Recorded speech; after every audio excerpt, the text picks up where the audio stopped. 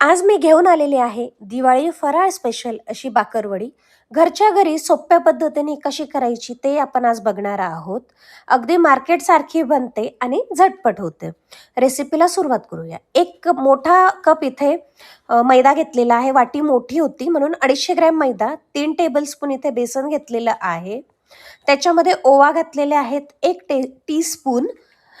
Teaspoon म्हणजे चहाचा चमचा. अर्धा चमचा इथे मीठ किंवा चवीनुसार मीठ घालायचं आहे. हे सगळं एकजीव करायचं आणि मधोमध इथे असं होल करून घेतलं. त्याच्यामध्ये आपण 2 टेबलस्पून, 2 मोठे चमचे तेल घेतलेलं आहे, खायचं तेल, आणि मिक्स करून घ्यायचं आहे.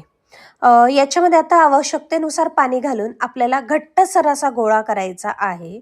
गोळा सैलसर व्हायला नको याची काळजी घ्या, कारण की घट्टसर असा गोळा आपण मळू आणि मग जेव्हा आपण त्याला रेस्ट देतो ना, तेव्हा तो छान स्ट्रेची होतो, त्याचं ग्लुटन रिलीज होतं, म्हणून घट्ट असा मैद्याचा गोळा आपण रेडी करून घेतलेला आहे. आता याला आपण झाकून देऊया आणि साईडला ठेवून देऊया. तोपर्यंत आपण फिलिंग रेडी करून घेऊया. 1 टेबलस्पून इथे जिरं घेतलेलं आहे, 2 टेबलस्पून धनेच्या बिया घेतलेल्या आहेत, सीड्स. तीळ घेतलेला आहे 1.5 टेबलस्पून, बडीशोप 2 टेबलस्पून, इथे कोकंड घेतलेलं आहे 2 टेबलस्पून. याला आपण छान भाजून घेणार आहोत आणि मंद आचेवर अगदी 2च मिनटं लागतं, जास्त वेळ लागत नाही. कढई जसंच गरम झाली की हे भाजलं जातं. आपण साईडला उतरवून घेणार आहोत आणि याच्यामध्ये आता आपण काही स्पायसेस ॲड करणार आहोत. रेड चिली पावडर 2 टीस्पून आहे, हिंग अर्धा टीस्पून घेतलेला आहे. त्याच्यानंतर इथे हळद घेतलेली आहे 1/4 टीस्पून, जिंजर पावडर 2 टेबलस्पून घेतलेली आहे आणि शेव घेतलेली आहे 2 टेबलस्पून.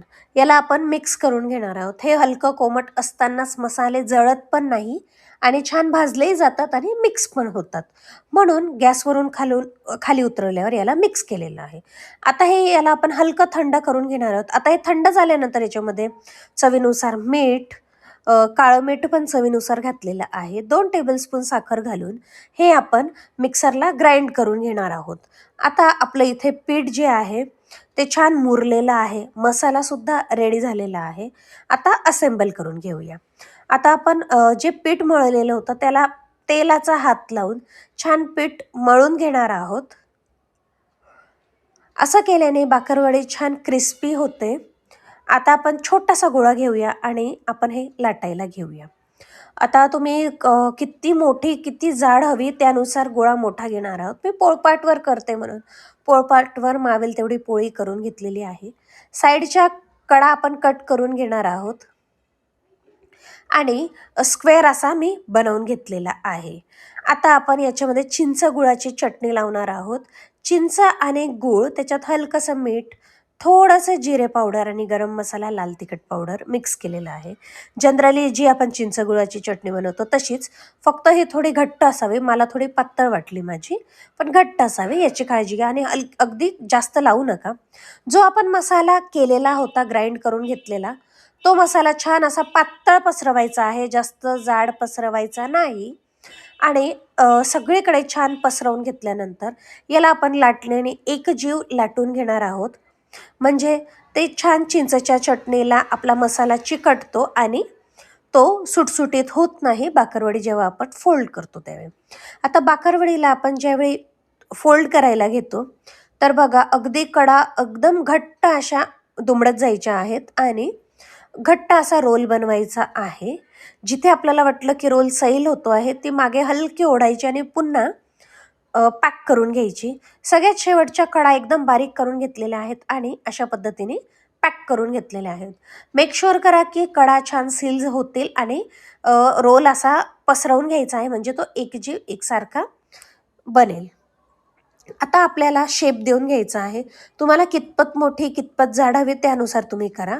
मी अंदाजे अर्धा इंचचा असा बाकरवडी करून घेतलेल्या आहेत, जशा आपल्याला मार्केटमध्ये मिळतात तशा.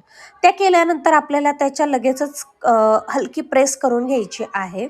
हलकी प्रेस केल्यामुळे काय होते की ती सुटसुटीत होत नाही, तेलात मसाला वेगळा होत नाही आणि पॅक होते, शेप एकसंध राहतो. म्हणून अशा पद्धतीने करत जेव्हा आपण कट करतो त्याच वेळी केल्याने आपलं कष्ट कमी होतात आणि झटपट अशी बाकरवडी पटापट तयार होते.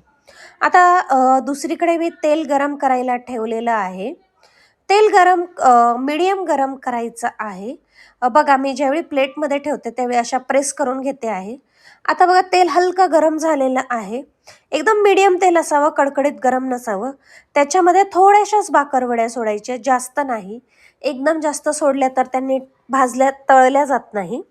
त्यामुळे त्या व्यवस्थित तळल्या जातील याची काळजी आपल्याला घ्यायची आहे.